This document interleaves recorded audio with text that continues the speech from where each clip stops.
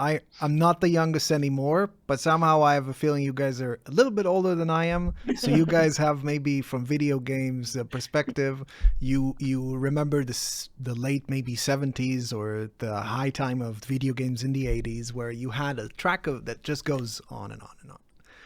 And you had, we all know that. We loved it. What do you mean? We loved it. We were hooked on it. Went in your brain and it didn't come out. And, with Wolfenstein and Doom after that, and you had people who were crazy. I listen to those tracks. People do covers for it. These are songs. I remember Command and Conquer, Red Alert, Westwood Studios don't exist anymore, but they had tracks that you listen again today. And when you're playing the game, you hear it again and again and again and again, and an endless track that I'm sure that whatever you're providing looks to me like a no-brainer.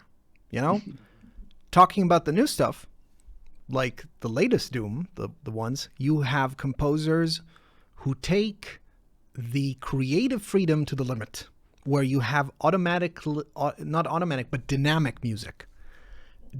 Did you get to work with a dynamic? Because I know from what you're saying, what you're working on is automating sometimes repetition. Would it help also in a dynamic environment? Does the AI do that too? Yeah, actually the technology enables dynamic changes, because as I said, we're breaking the piece of music in very small chunks, and so we could always dynamically produce some rules to build the music as the game goes. But this is on a technology point of view. We haven't tried it yet, or even discussed it yet with the video games industry. Well, one of the problem is that technically, not technologically, technically it needs a lot of more work to make it available on a game, because you see that the whole process of bringing the music in the audio engine has to be built, and this is much more difficulties on the technical point of view. And so that's a massive enterprise. We go it step by step. We're still a very small company, and I really believe that we'll go to dynamic musics, but in the meantime, already building automatic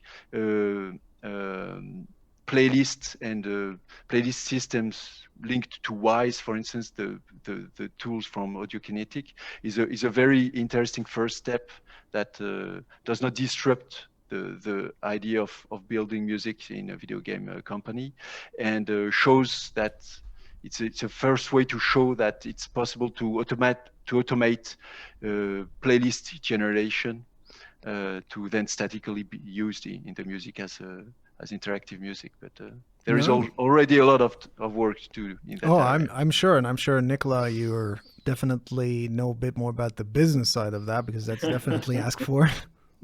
Because the technical side seems very good. I'm just saying. Business-wise, let's say that on this dimension, let's say we first targeted to convince the team, the audio designer team, that they could generate a very great sound offline. So this is what we are performing. We also are, let's say, in discussions with the players in the let's say audio engine area, and we do not pretend, to replace everyone in the industry. So we are more, planning to have some kind of partnership there.